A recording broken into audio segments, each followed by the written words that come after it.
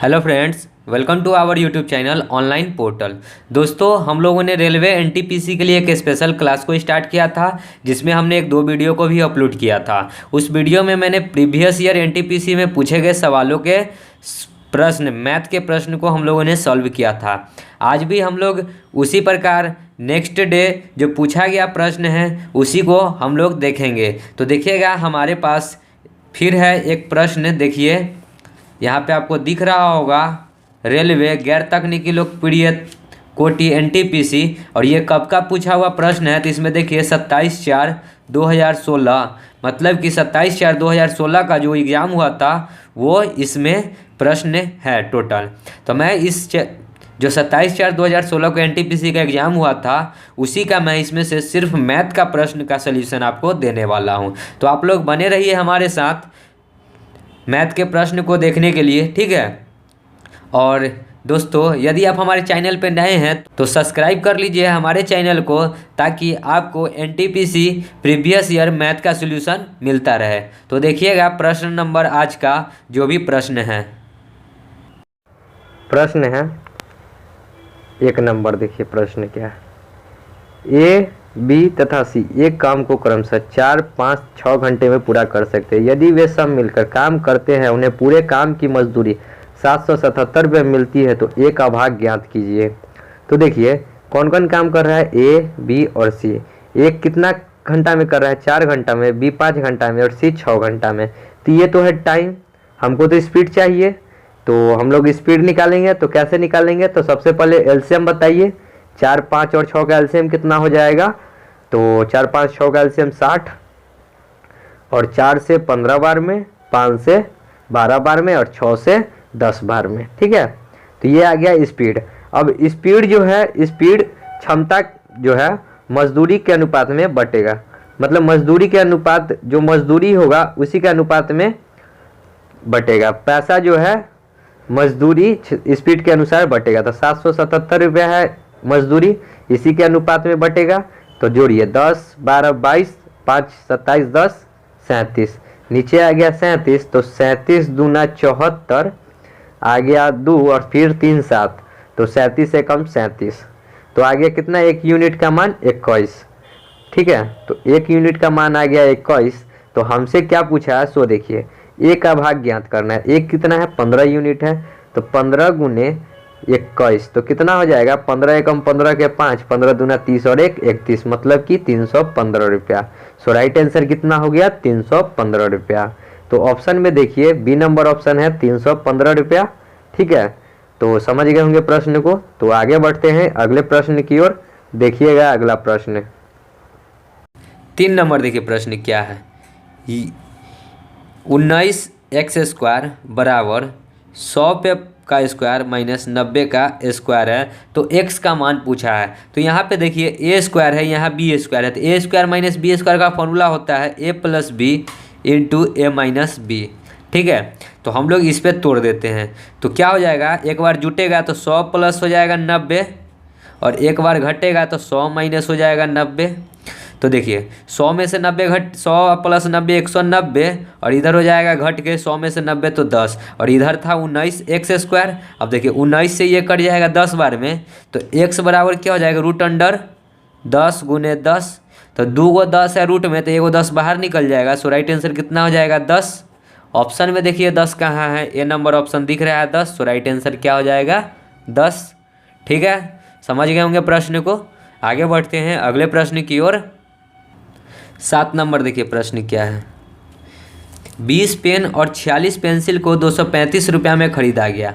यदि पेंसिल का औसत मूल्य 2 रुपया 50 पैसा हो तो पेन का औसत मूल्य कितना है, ठीक है। बहुत ही आसान प्रश्न है। तो देखिएगा 20 पेन है और प्लस 46 पेंसिल है। तो ये पेंसिल को पी लिख लेते हैं, बराबर इसको खरीदा था कितने में, 235 रुपया में, ठीक है। इतना तो समझ गए होंगे।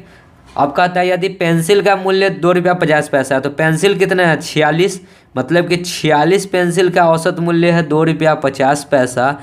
तो हम लोग देख लेते हैं कि 46 पेंसिल आखिर खरीदाते कितना में। तो इस पॉइंट को हटाएंगे तो 100, 1 0 से 1 0, बचा 25, 5 दूना 10, 2 से ये 23 बार में, तो 23 पचे कितना होता है, 23 पचे 115। तो पेंसिल खरीदा कितना में, 115 रुपया में। तो पेन कितना में खरीदा होगा, तो देखिए पेंसिल का 235 में से हम लोग 115 घटा देंगे तो 20 पेन का मूल्य निकल जाएगा।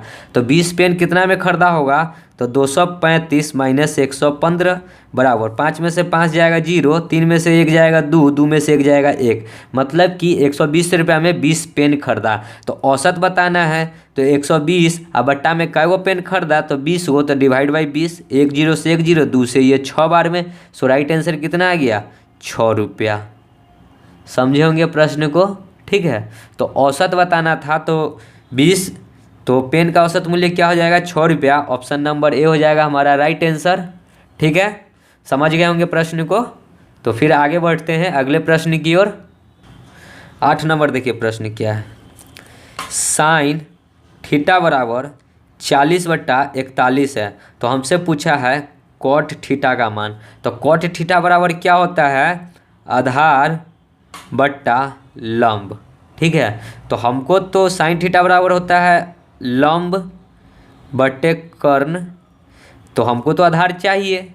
तो आधार कैसे निकलता है, सो देखिए रूट अंडर होता है कर्ण का स्क्वायर, तो 41 का स्क्वायर माइनस होता है लंब का स्क्वायर, तो 40 का स्क्वायर। मतलब फार्मूला होता है आधार का स्क्वायर रूट अंडर कर्ण का स्क्वायर माइनस आधार का स्क्वायर बराबर 41 का स्क्वायर कितना होगा, तो देखिए 1 का स्क्वायर 1, 4 दूना 8 और 4 का स्क्वायर 16, 1681 हो गया 41 का स्क्वायर। और 40 का स्क्वायर होता है 4 चौका 16, 1600, ठीक है। तो 1681 में से 16 से घटेगा तो रूट अंडर 81, रूट अंडर 81 का मान होता है 9। तो कितना आ गया, आधार आ गया हमारे पास 9। तो कॉट थीटा बराबर होता है आधार बट्टा लंब, आधार कितना आ गया 9 और लंब तो हमारे पास दे रखा है 40, तो 9/40। सो राइट आंसर कितना हो गया, 9/40। ऑप्शन में देखिए कहाँ है 9/40, बी नंबर ऑप्शन दिख रहा है हमें 9/40। सो राइट आंसर हो जाएगा 9/40, ठीक है। समझ गए होंगे प्रश्न को। तो आगे बढ़ते हैं अगले प्रश्न की ओर। 15 नंबर देखिए, 98,534 में से कौन सी छोटी से छोटी संख्या घटाई जाए कि प्राप्त संख्या 824 से पूर्णतः विभक्त हो जाए। तो ये है एलसीएम एचसीएफ का क्वेश्चन। मैं LCM HCF R S. Agarwal book का स्टार्ट किया हूँ, आप हो सके तो वो वीडियो देख लीजिए, ताकि प्रश्न ऐसा उसमें बहुत सारा है जो प्रश्न हो क्लियर हो जाए। तो कह रहा है कि 98,534 में से कौन सी संख्या घटाई जाए जो 824 से पूर्णतः विभक्त हो जाए। तो पहले हम सब 824 से भाग कर लेते हैं और जो शेष बचेगा वो इसमें से घटा लेंगे, वो संख्या 824 से पूर्णतः विभक्त हो जाएगी। तो हमको सिर्फ शेष जो संख्या आएगी वही हमको बताना है कि किस संख्या को घटाया जाए। तो 824 से कम 824, 5 में से 4 जाएगा तो 1, 8 में से 2 जाएगा तो 6, इधर 1, 161 ऊपर से उतर गया 3, ठीक है। फिर एक ही बार में लगेगा क्योंकि 8 दूना 1600 से ज़्यादा हो जाता है, तो कितना हो जाएगा 824। देखिए 13 में से 4 जाएगा तो 7 4, सॉरी 13 में से 7 4 जाएगा तो 6 3 9 हो जाएगा, ठीक है। यहाँ पे हो जाएगा 10 में से 2 जाएगा तो 8, ये हो गया 15, 15 में से 8 जाएगा तो 7, 8 7 15, ऊपर से उतर जाएगा 4 है तो 4। अब देखिए हमको आना है 7800 के करीब में, तो 8 नामा होता है 72, यानी मतलब कि 9 से लगा सकते हैं यहाँ पे। तो 9 चौका 36 के 6 हो गया, फिर 9 दूना 18, 3 21, फिर 9 थे 72, 2 74, यानी शेष कितना बच रहा है। सो देखिए इसमें से इसमें तो 14 में से 6 जाएगा तो 8, ठीक है। ये 8 में से 1 जाएगा तो 7, ये हो गया 8 में से 4 जाएगा तो 4, इधर तो कट गया, यानी 478 जो संख्या आया, 478 संख्या जो इसमें से घटा देंगे, जो संख्या प्राप्त होगा वो 824 से पूर्णतः विभक्त हो जाएगा। तो कौन सी संख्या घटाई जाए, 478। सो ऑप्शन में देखिए 478 कहाँ है, बी नंबर ऑप्शन दिख रहा है 478। सो राइट आंसर क्या हो जाएगा 478, ठीक है। तो आगे बढ़ते हैं अगले प्रश्न की ओर। 18 नंबर देखिए प्रश्न क्या कहता है, एक समकोण त्रिभुज में कर्ण लंबवत भुजा से 4 सेंटीमीटर अधिक है। देखिए पहले तो समकोण त्रिभुज बना लेते हैं इधर। दिख रहा है होगा, ठीक है। तो ये हो गया समकोण त्रिभुज, ठीक है। तो कहता है सो देखिए, एक समकोण में त्रिभुज में कर्ण लंबवत भुजा से 4 सेंटीमीटर अधिक है। लंबवत मतलब ये अगर x होगा तो इससे ये 4 सेंटीमीटर अधिक है, तो x प्लस ये 4 हम कर दिए, ठीक है, x प्लस 4। अब देखिए आगे क्या कहता है, आगे कहता है जो कि आधार से 4 सेंटीमीटर अधिक है। आधार से 4 सेंटीमीटर अधिक कहने का मतलब क्या है कि आधार अगर x है तो इससे ये 4 सेंटीमीटर अधिक है। लंब अगर 4 सेंटीमीटर अधिक है तो फिर इसमें भी तो 4 सेंटीमीटर ही, ये लंब से ये आधार कर्ण जो है 4 सेंटीमीटर अधिक है। देखिए कर है ना कि समकोण त्रिभुज में कर्ण लंबवत भुजा से 4 सेंटीमीटर अधिक है। लंबवत भुजा हो गया x प्लस 4, तो इससे 4 सेंटीमीटर अधिक करना होगा तो इसमें और 4 ऐड करना होगा, तो इसमें 4 और ऐड करेंगे तो ये हो जाएगा 8, ठीक है। तो ये बन गया इक्वेशन। अब हमसे पूछा है कि लंबवत भुजा की लंबाई कितनी है, तो प्रश्न था 18 नंबर। तो फार्मूला आप लोग जानते होंगे पाइथागोरस का। क्या होता है पाइथागोरस का फार्मूला, कर्ण का स्क्वायर मतलब x प्लस 8 का स्क्वायर जो होगा वो 4 प्लस x के स्क्वायर के प्लस और x के स्क्वायर के बराबर होगा। मतलब कर्ण का स्क्वायर लंब के स्क्वायर प्लस आधार के स्क्वायर के बराबर होता है। तो हम लोग अब ऑप्शन ले लेते हैं। ऑप्शन नंबर ए देखिए 12 है, तो 12 हम लोग पुट करते हैं। तो 12 x की जगह पुट करना है तो 12 8 हो जाता है 20, तो 20 का स्क्वायर हो गया यहाँ पे 400, ठीक है। तो हमको बराबर के उधर भी 400 लाना है। तो देखिए यहाँ हो गया 12, 12 4 16, 16 का स्क्वायर यहाँ होगा और प्लस यहाँ 12 लिए थे तो 12 का स्क्वायर होगा। 16 का स्क्वायर होता है 256 और प्लस 12 का स्क्वायर होता है 144। अब जोड़ के देखिए तो 6 4 10 के 0, 5 4 9 1 10 के 0, 2 1 3 और 1 4, 400 और इधर भी है 400, सो बराबर आ गया। तो राइट आंसर कितना हो जाएगा, लंब ए नंबर ऑप्शन हो जाएगा हमारा। सॉरी 12 नहीं होगा आंसर, ठीक है। काहे नहीं होगा, क्योंकि हमें तो x लिए थे, ठीक है। तो x का मान आया 12, लेकिन हमसे पूछा लंब में है x प्लस 12, तो 12 में 4 और जोड़ना होगा, ठीक है। तो 12 प्लस 4 तो कितना हो जाएगा 16। तो राइट आंसर कितना हो जाएगा, 12 और 4 16, तो 16 हो जाएगा right answer. Option number B हो जाएगा हमारा राइट आंसर, ठीक है। क्योंकि हम लोगों ने तो x का वैल्यू पुट किया था ना सिर्फ 12, और x क्या था, आधार था। हमसे पूछा है लंबवत भुजा की लंबाई, लंबवत भुजा है x प्लस 4, इसलिए 12 और प्लस 4 हो जाएगा 16, ठीक है। तो अगला प्रश्न देखिए 21 नंबर क्या है। √5 बराबर है 2.236 है, ठीक है।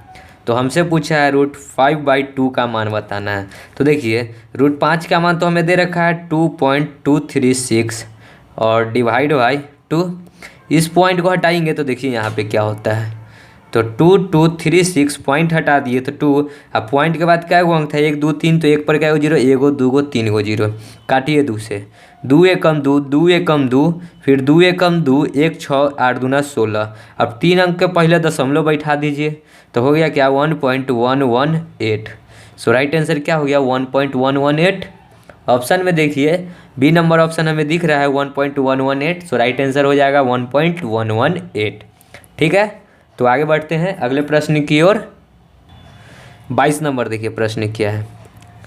वह छोटी से छोटी संख्या ज्ञात कीजिए जो 6 8 12 और 16 से पूर्णतः विभक्त हो। तो देखिए एलसीएम निकाल लीजिए, ठीक है। जो एलसीएम आएगा वही संख्या हो जाएगा। तो 6 8 12 और 16 का एलसीएम निकालिएगा तो 2 से 3 बार में, ये 4 बार में, ये 6 बार में, ये 8 बार में, ठीक है। फिर 3 से 1 4 2 8, अब 2 से काटिए, 2 से 2 1 4, अभी और कटेगा 2 से 1 2, अब नहीं कटेगा। तो एलसीएम देखिए कितना हुआ, 2 दूना 4 दूना 8, 8 3 24, 24 दूना 48, तो एलसीएम आ गया 48। मतलब 48 जो संख्या है वो 6 8 12 16 सबसे पूर्णतः विभाजित हो जाएगी। आप काट कर देख लीजिएगा। ऑप्शन देखिए ए नंबर ऑप्शन हमें दिख रहा है 48, सो राइट आंसर क्या हो जाएगा 48, ठीक है। समझ रहे होंगे प्रश्न को। तो आगे बढ़ते हैं अगले प्रश्न की ओर। 24 नंबर देखिए प्रश्न क्या है। 44 √3 वर्ग यूनिट के क्षेत्रफल वाले एक समभुज त्रिभुज के लिए उनके अंतःवृत्त और परिवृत्त की त्रिज्याओं का अनुपात क्या होगा। तो हम लोग पहले ये जान लेते हैं कि अंतःवृत्त, देखिए जैसे ये त्रिभुज है, ठीक है, इसके अंदर एक वृत्त है और इसी के एक परिवृत्त, मतलब इसके बाहर से वृत्त एक है, ठीक है, अंतःवृत्त और बाहर वृत्त। तो पूछा है अंतर्वृत्त की त्रिज्या, ये जो होता है r, और बाहरी वृत्त की त्रिज्या का अनुपात क्या है, ठीक है। तो चलिए पहले तो हम लोग क्षेत्रफल दिया हुआ है, तो समबाहु त्रिभुज का क्षेत्रफल क्या होता है सो जानना होगा। तो समबाहु त्रिभुज का क्षेत्रफल होता है √3/4 इंटू ए स्क्वायर, मतलब भुजा स्क्वायर बराबर क्षेत्रफल कितना दे रखा है 44 √3।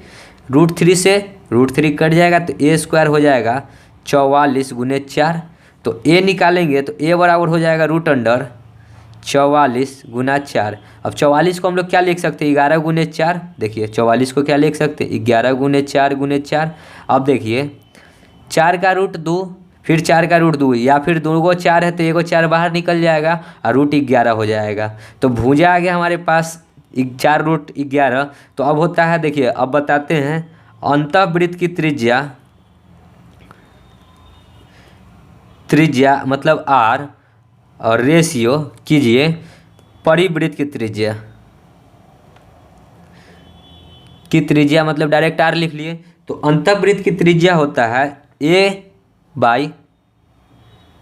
अंतःवृत्त की त्रिज्या क्या होता है a/2√3 रेशियो परिवृत्त की त्रिज्या होता है a/√3, ठीक है। अंतःवृत्त की त्रिज्या a/√3 और परिवृत्त की त्रिज्या a/√3। तो अब चलिए यहाँ पे डाल लेते हैं। तो a कितना है 4√11 बट्टा में 2√3, रेशियो a कितना है इधर 4√11 बट्टा में 2√3, √3 से √3, ठीक है, सॉरी यहाँ पे सीधे √3, 2 नहीं है तो √3 से √3, और इससे ये कट जाएगा तो यहाँ बचा 1। तो रेशियो में हो जाएगा ये क्रॉस, तो हो गया क्या, इधर रह गया 1 और इधर जो आ गया कितना आ गया 2। तो देखिए 1/2 हो गया, 2 यहाँ चल जाएगा, 1 यहाँ, तो 1/2 हो गया। सो राइट आंसर कितना हो जाएगा अंतःवृत्त और परिवृत्त की त्रिज्या 1/2। 1/2 कौन होगा ऑप्शन में देखिए, तो ए नंबर ऑप्शन हमें दिख रहा है 1/2, ठीक है। 1/2 को ही हम लोग 1/2 लिख सकते हैं, ठीक है। समझ गए होंगे प्रश्न को। तो आगे बढ़ते हैं अगले प्रश्न की ओर। 31 नंबर देखिए प्रश्न क्या है, 0.12345678, मतलब कि 0 पॉइंट क्या, वो पॉइंट के बाद 0 है, 1 2 3 4 5, तो 2 3 4 5 और 729। अब बट्टा में है, सो देखिए 0 पॉइंट के बाद 1 2 3 4 5 6, 1 2 3 4 5 6 7 8, मतलब 6 वो है नीचे भी 0.0000456 और कितना है 27। अब ऊपर में पॉइंट के बाद संख्या गिनी और नीचे में पॉइंट के बाद संख्या गिनी। तो 1 2 3 4 5 6 7 8 है ऊपर में, 1 2 3 4 5 6 7 8, मतलब पॉइंट से पॉइंट टोटली ख़त्म हो जाएगा। ऊपर में भी 10⁸, नीचे भी 10⁸ होगा, तो इससे ये कट जाएगा। तो बचेगा सिर्फ क्या 729/27। तो 27 का जो स्क्वायर होता है, मतलब कि 27 से ये कट जाएगा 27 बार में। सो राइट आंसर क्या हो जाएगा 27 का स्क्वायर होता है 729, ठीक है। सो राइट आंसर क्या हो जाएगा 27, ऑप्शन नंबर डी हो जाएगा हमारा राइट आंसर। समझ गए होंगे प्रश्न को। तो आगे बढ़ते हैं अगले प्रश्न की ओर। 32 नंबर देखिए प्रश्न क्या है, यदि 5% चक्रवृद्धि ब्याज की वार्षिक दर से 2 वर्ष के बाद 441 रुपया प्राप्त हो तो मूलधन ज्ञात कीजिए। 441 रुपया क्या है, ये मिश्रधन है, 441 रुपया, और दर है 5% और टाइम है 2 वर्ष। तो हम लोग क्या जानते हैं, देखिए हम लोग बिना फार्मूला के बनाएंगे। तो 5% दर है 2 साल है, तो 5 और 5 कितना बार रहा होगा 2 बार, तो 5 का 5% होता है 0.25, तो जोड़िएगा तो कितना हो जाएगा 5 5 10.25। तो ये क्या आया ब्याज, ये जो आया ब्याज। हमको चाहिए मिश्रधन, क्योंकि हमारे पास मिश्रधन दे रखा है, तो इसमें 100 ऐड करेंगे, तो ये हो जाएगा क्या, मिश्र धन। तो हो जाएगा कितना, 25.100 100 और 10 110, तो ये आ गया। अब देखिए 110.25% बराबर है कितना, दे रखा है हमें 441। तो मूलधन कितना होता है 100% के बराबर, तो 100% बराबर x, तो x निकाल लीजिए तो क्रॉस मल्टीप्लाई होगा, तो 4 4 1 गुना 100 बट्टा 110.25। इस पॉइंट को हटाएंगे तो ऊपर में एक पर डबल जीरो, ठीक है। 25 से काटिए, 25 चौका 100 10 जीरो मतलब 102, 25 चौका 100, 25 से कम 25, 25 चौका 100, तो 441 से 441 कट गया, तो 100 गुने 4 तो कितना हो गया, x बराबर 400। सो मूलधन कितना आ गया 400। ऑप्शन में देखिए कहाँ है 400, तो ए नंबर ऑप्शन हमें दिख रहा है 400, तो मूलधन कितना हो जाएगा 400, ठीक है। समझ गए होंगे प्रश्न को। तो आगे बढ़ते हैं अगले प्रश्न की ओर। 33 नंबर देखिए प्रश्न क्या है। दो संख्याओं का अनुपात 3:4 के है। यदि दोनों संख्याओं में से 3 घटा दिया जाए तो अनुपात 2:3 हो जाता है। प्रत्येक संख्या का योग्यफल ज्ञात करना है। योग्यफल मतलब कि 3 और 4 का मतलब कि जो संख्या आएगा उसका योग्यफल बताना है। तो कैसे हम करेंगे, तो देखिए दो संख्याओं का अनुपात है, 3 है रेशियो 4 है, तो हमको इसके साथ x लगाना होगा, तो 3x हो जाएगा 4x हो जाएगा संख्या।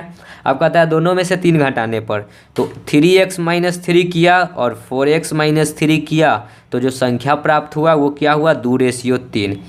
तो बराबर में होता है तो क्रॉस मल्टीप्लाई हो जाता है। तो चलिए इधर करेंगे तो देखिए क्या होता है, 3 को 3x - 3 से गुना करेंगे तो 9x और 3 तिहाई 9, इधर हो जाएगा 4 दूना 8x और -3 दूना 6, 9x और 8x इधर आएगा बराबर की इधर, तो 9 में से 8 जाएगा तो x बचेगा और 9 उधर जाएगा तो प्लस हो जाएगा, तो -6 + 9, तो 6 में से 9 जाएगा तो कितना बचेगा, x बराबर बच गया 3। तो हम लोग पहले संख्या निकाल लेते हैं। तो संख्या बराबर हो जाएगा 3 × 3, 3x है तो 3x के जगह पे 3 डालना है, तो 3 3 जा 9 और हो जाएगा इधर 3 चौका 12। तो इसी का योग्यफल पूछा है, तो जोड़ दीजिए 12 9 21। सो राइट आंसर कितना हो गया 21। ऑप्शन में देखिए 21 कहाँ है, सी नंबर ऑप्शन हमें दिख रहा है 21। सो राइट आंसर क्या हो जाएगा 21, ठीक है। समझ गए होंगे प्रश्न को। तो आगे बढ़ते हैं अगले प्रश्न की ओर। यही सब प्रश्न NTPC एग्जाम में पूछे गए हैं। 35 नंबर देखिए प्रश्न क्या है। NTPC में कुछ ज़्यादा हार्ड प्रश्न नहीं पूछा गया है, ठीक है। आप लोग अगर प्रीवियस ईयर भी अच्छे से सॉल्व कर लेते हैं तो मेरा मानना है कि 35 नंबर जो होता है मैथ का प्रश्न, उसमें 30 नंबर आपका कहीं नहीं जाने वाला है। तो देखिए प्रश्न क्या है 35। एक टेनिस खिलाड़ी खेले गए 18 मैचों में से 12 मैच हार गया। जीते हुए मैचों की संख्या दशमलव में ज्ञात कीजिए। तो देखिए मैच हुआ 18 गो, 12 गो हार गया, तो जीता कै गो होगा, तब 18 में से 12 घटाएंगे तो 6 गो जीता होगा, ठीक है। तो यही जीता का जो है से दशमलव में बताना है। तो जीता 6 गो, टोटल कितना मैच में, तो 18 मैच में, तो 6 एकम 6, 6 3 18 मतलब 1/3। 1/3 को हम लोग भाग कीजिए, तो 3 को 1 से भाग कीजिए, 0.0, 3 तिहाई 9, फिर 1 नहीं लगेगा तो 0, फिर 3 तिहाई 9, फिर 1, तो इसी प्रकार बढ़ते जाएगा, तो 0.333 होगा। सो राइट आंसर हो गया कितना 0.333, ठीक है। ऑप्शन में देखिए कहाँ है ऑप्शन, डी नंबर ऑप्शन हमें दिख रहा है 0.333। सो राइट आंसर हो जाएगा 0.333, ठीक है। तो आगे बढ़ते हैं अगले प्रश्न की ओर। अब देखिए 38 नंबर प्रश्न क्या है। यदि कक्षा 1 में, कक्षा 1 है, यह फर्स्ट क्लास लिख देते हैं, ठीक है। 20 छात्रों की औसत आयु 10 वर्ष है।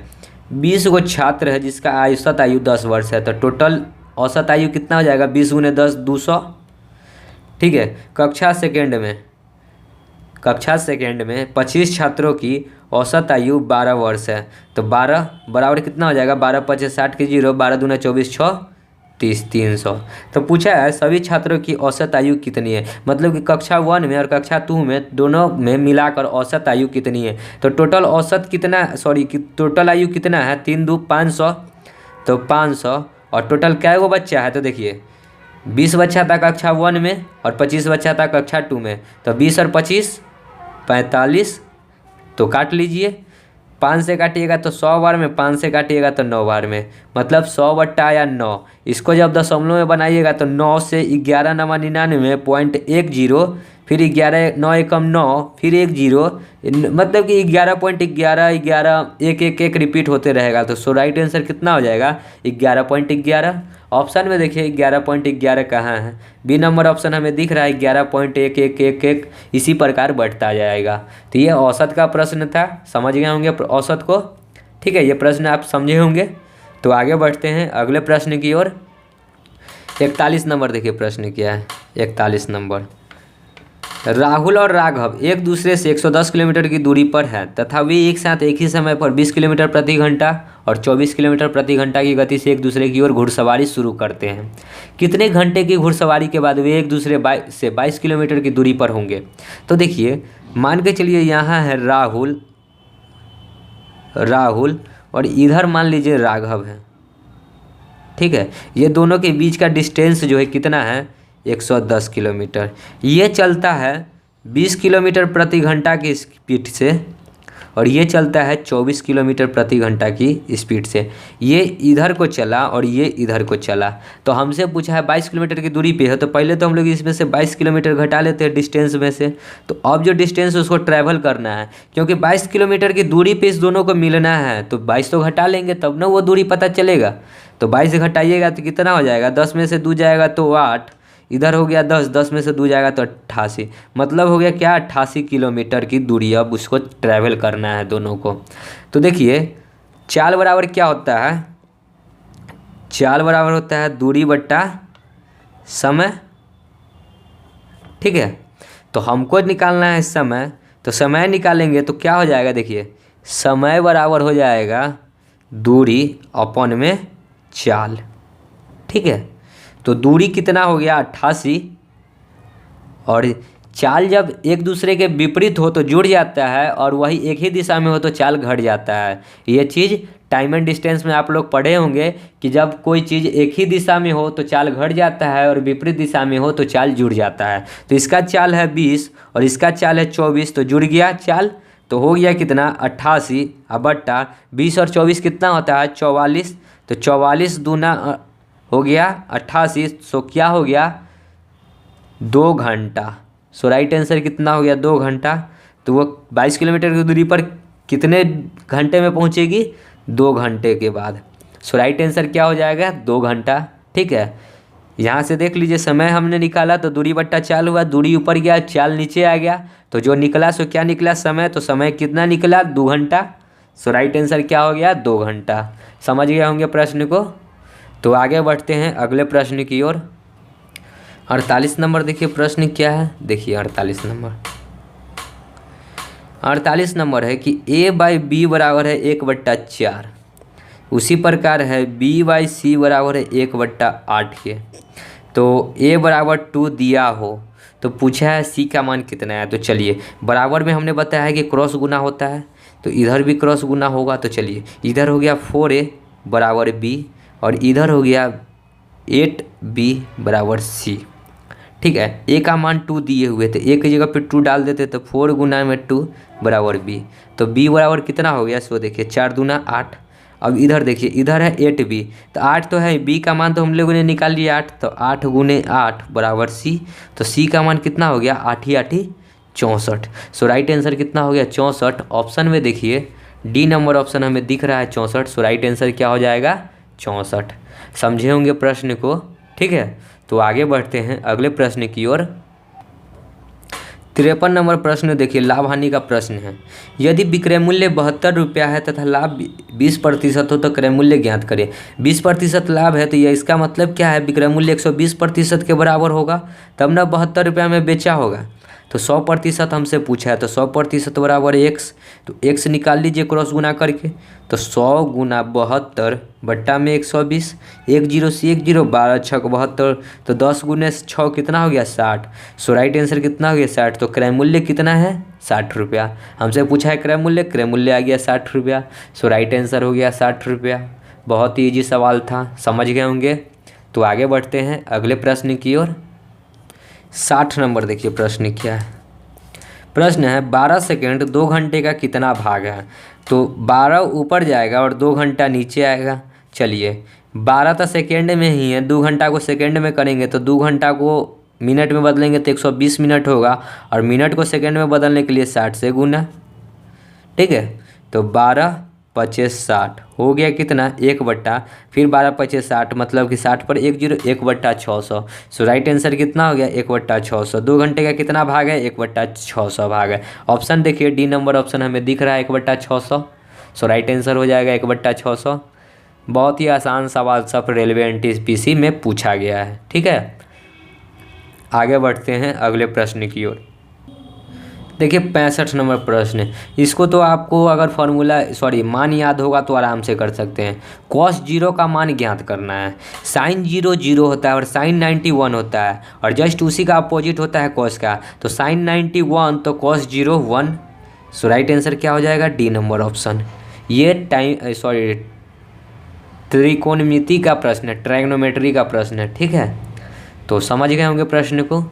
आगे बढ़ते हैं अगले प्रश्न की ओर। 84 नंबर देखिए क्या है। यदि 2x + 3 = 9 हो तो पूछा है 3x + 2 का मान बताना है। तो हम लोग यहाँ से पहले x का वैल्यू निकाल लेते थे। 2x = 9 और प्लस भी 3 इधर है तो माइनस आएगा, +3 इधर है बराबर की इधर आएगा तो -3।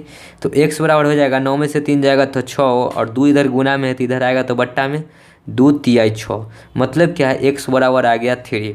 अब यहाँ पे पुट कर दीजिए 3 × 3 + 2 तो 3 तिहाई 9 और 2 11। सो राइट आंसर कितना आ गया 11। ऑप्शन में देखिए 11, डी नंबर हमें दिख रहा है 11। सो राइट आंसर हो जाएगा डी। ठीक है, समझे होंगे प्रश्न को। तो आगे बढ़ते हैं अगले प्रश्न की ओर। 92 नंबर देखिए प्रश्न क्या है। एक व्यक्ति का खर्च फरवरी तथा मार्च के महीनों में 50,000 रुपये बढ़ गया। यदि जनवरी में उसका खर्च 50,000 रुपया था तो उसका जनवरी से मार्च तक का औसत खर्च ज्ञात करना है। बहुत ही आसान प्रश्न है। तो देखिए जनवरी का उसका खर्च है 50,000 रुपया, 1 दहाई सैकड़ा हज़ार 10,000 50,000 रुपया। तो फरवरी का खर्च कितना होगा, तो पहले तो है जनवरी का खर्च है ही पहले से 50,000, और फिर कहता है कि एक व्यक्ति का खर्च फरवरी तथा मार्च में 50,000 रुपये की बढ़ गया। तो फरवरी में भी 50,000 बढ़ा, तो इधर जोड़ेंगे तो क्या हो गया इधर 1 लाख। ठीक है, 1 पर 5 0। अब मार्च की बारी आई तो पहले से तो फरवरी तक का 1 लाख रुपया था ही बढ़ोतरी, और मार्च में भी 50,000 रुपया बढ़ गया। तो मार्च में कितना आ गया 1,50,000।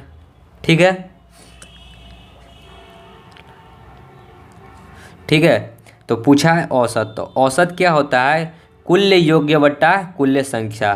तो संख्या क्या है वो है जनवरी है, फरवरी है, मार्च है, मतलब 3 गो है। और कुल योग्य कितना आता है देखिए 1.5 लाख और 50,000 2 लाख, और ये 1 लाख 3 लाख। तो ऊपर में हो गया 3 लाख, 3 पर क्या हो 0 5 गो, 1 दहाई सैकड़ा हज़ार 10,000 लाख 3 लाख बट्टा में 3 से काटिएगा तो कितना बार में कटेगा 1 बार में, और 1 पर 5 0, मतलब क्या हुआ 1 लाख। तो उसका औसत खर्चा कितना हुआ 1 लाख रुपया। 1 लाख कहाँ है तो देखिए ए नंबर ऑप्शन हमें दिख रहा है 1 लाख रुपया। तो उसका जो औसत खर्चा हो गया क्या हो गया 1 लाख रुपया। समझे होंगे प्रश्न को। तो आगे बढ़ते हैं अगले प्रश्न की ओर। देखिए 94 नंबर टाइम एंड वर्क का प्रश्न है। रवि, रोहन तथा राजेश, ठीक है, रवि रोहन और राजेश 10 दिन, ये 12 दिन में और ये 15 दिनों में काम को पूरा करते हैं। तो हम लोग पहले इस दोनों का स्पीड निकालेंगे कि कितने की स्पीड से काम कर रहा है। तो एलसीएम बताइए 12 15 और 10 का, तो हो जाएगा 60। 10 छके 60, 12 पचे 60, 15 चौका 60। तो ये आ गया क्या स्पीड।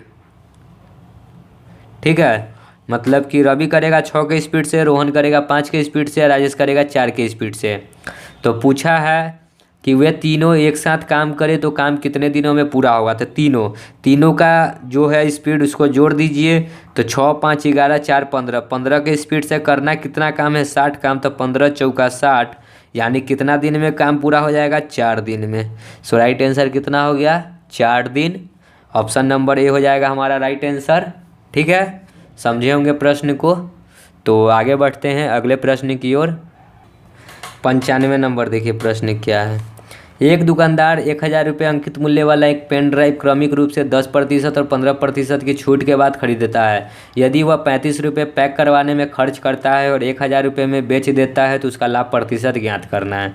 तो देखिए 1000 रुपया का वस्तु है, उसको खरीदा है 10% के बट्टा पर, तो खरीदा होगा 90 में, बट्टा हटाएंगे तो 100, और दूसरा बट्टा था 15% का, तो कितना मिल में खरीदा होगा 85/100। 2 जीरो से 2 जीरो, यहाँ से 2 जीरो से 2 जीरो, तो आया कितना, उसने खरीदा कितना में, तो उसने खरीदा 9 × 5 = 45 के 5, 9 8 8 8 64, 8 9 72 और 4 76, मतलब कि 765 रुपये में उसने खरीदा। तो खरीदा कितना में, देखिए इधर से फिर से लिखते हैं 765 रुपया में, ठीक है।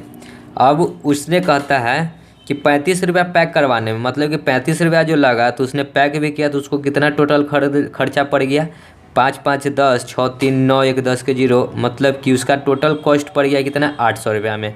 अब खरीदा उसने CP, मतलब कि खरीदा 800 में, और SP मतलब सेल किया कितना में, कह रहा है 1000 में, कह रहा है ना कि 1000 में बेच दिया, तो कितना का प्रॉफिट हुआ, तो 800 का सामान 1000 में बेचा तो कितना बचा, 200 रुपया गुने होता है 100 और बट्टा क्रय मूल्य, क्रय मूल्य कितना है 800 रुपया है, तो 200 चौका और 4 से यह 25 बार में, सो राइट आंसर क्या हो गया 25%। तो उसका लाभ प्रतिशत कितना है 25%। ऑप्शन देखिए बी नंबर ऑप्शन हमें दिख रहा है 25%, सो उसका लाभ प्रतिशत कितना हो जाएगा 25%, ठीक है। समझ गए होंगे प्रश्न को। तो आगे बढ़ते हैं अगले प्रश्न की ओर। 98 नंबर देखिए प्रश्न क्या है। एक आदमी 3 रुपये के 10 संतरे खरीदता है, पैसा को ऊपर रखना है और जो सामान को होता है उसको नीचे रखना है। 3 रुपया में 10 संतरे खरीदा और 3 रुपया में 8 संतरे के हिसाब से बेच दिया। तो इसमें करना है, ये था CP, ये था SP, इसको क्रॉस गुना कर लीजिए, तो 8 3 24 और 10 3 30, मतलब CP क्या था 24, खरीदा 24 में, बेचा 30 में, तो कितना का प्रॉफिट हुआ है, मतलब कि 24 का सामान 30 में बेच दिया, तो 6 रुपया का प्रॉफिट कितना पे, तो 24 पे, और गुना होता है 100, 6 चौका, तो 4 से ये कट गया 25 बार में, सो कितना प्रतिशत का लाभ होगा 25% का। सो राइट आंसर हो गया 25%। ऑप्शन में देखिए बी नंबर ऑप्शन हमें दिख रहा है 25%, सो राइट आंसर क्या हो जाएगा 25%, ठीक है। आगे बढ़ते हैं अगले प्रश्न की ओर। 99 नंबर देखिए प्रश्न क्या कहता है। एक व्यक्ति धारा की दिशा में 2 घंटे में 46 किलोमीटर जाता है। धारा की दिशा मतलब D + U, तो D + U बराबर 16 किलोमीटर जाता है 2 घंटा में, तो 2 से काटेंगे तो आ जाएगा 8 किलोमीटर प्रति घंटा, ठीक है। यदि वह समान समय में धारा के विपरीत आधी दूरी तय करता हो, मतलब कि धारा के विरुद्ध x - y, समान समय 2 घंटा है लेकिन दूरी कितना किया, आधा ही किया, मतलब 16 का आधा कितना होता है 8, तो दूसरा का चाल कितना आ जाएगा 4 किलोमीटर प्रति घंटा। तो ये हुआ D और ये हुआ U, DU। तो हमसे पूछा है धारा का वेग, तो धारा का वेग क्या होता है D - U / 2, तो D कितना है 8 और माइनस U है 4 / 2, तो 8 में से 4 जाएगा तो 4 / 2, 2 से 4 2 बार में, सो राइट आंसर क्या हो गया 2। ऑप्शन में देखिए 2 कहाँ है, बी नंबर ऑप्शन हमें दिख रहा है 2 किलोमीटर प्रति घंटा, सो राइट आंसर क्या हो जाएगा 2 किलोमीटर प्रति घंटा। समझे होंगे प्रश्न को। तो आगे बढ़ते हैं अगले प्रश्न की ओर।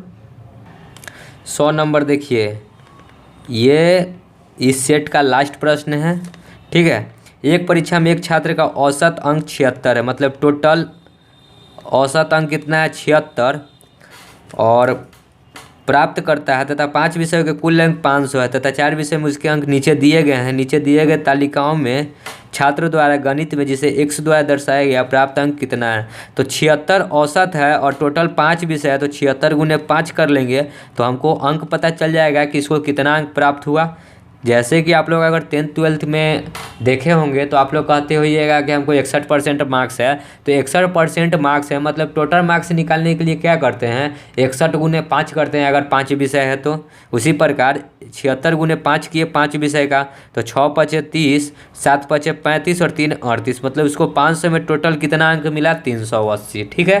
इतना समझे होंगे। अब देखिए नीचे जो है एक ग्राफ दिए हुए है, तो ग्राफ क्या दिए हुए हैं, जिसमें मैथ में है x और बाकी बात सब्जेक्ट में है, इंग्लिश में है 87, संस्कृत में है 83, साइंस में है 78 और सोशल साइंस में 57। और ये टोटल किसके बराबर होगा, तो 380 के बराबर होगा। तो x यहाँ से निकाल देंगे तो ये सब जाकर उधर घट जाएगा। तो x बराबर कितना हो जाएगा, तो 380 और माइनस 380 और माइनस जोड़ लीजिए। 7 8 7 15 3 18 18 7 25 के 5 5 7 12 8 20 और 8 28 28 और 2 30 305। तो x का मान जो आ जाएगा 380 में से 105 घटेगा तो कितना आएगा, सीधे 75। x गणित में कितना अंक उसने प्राप्त किया, 75 अंक प्राप्त किया। ऑप्शन में देखिए कहाँ है 75, डी नंबर ऑप्शन हमें दिख रहा है 75। राइट आंसर क्या हो जाएगा 75। तो उसने गणित में कितने अंक प्राप्त किए, 75 अंक प्राप्त किए। तो ये दोस्तों ये था कुछ एनटीपीसी के प्रश्न। आशा करता हूँ कि वीडियो आपको बहुत अच्छी लगी होगी। वीडियो को आप लोग लाइक करें, शेयर करें, कमेंट करें, ताकि ज़्यादा से ज़्यादा हम और ऐसा वीडियो बनाते रहें। ठीक है, तो मिलते हैं नेक्स्ट वीडियो में, नेक्स्ट क्लास में। तब तक के लिए बाय।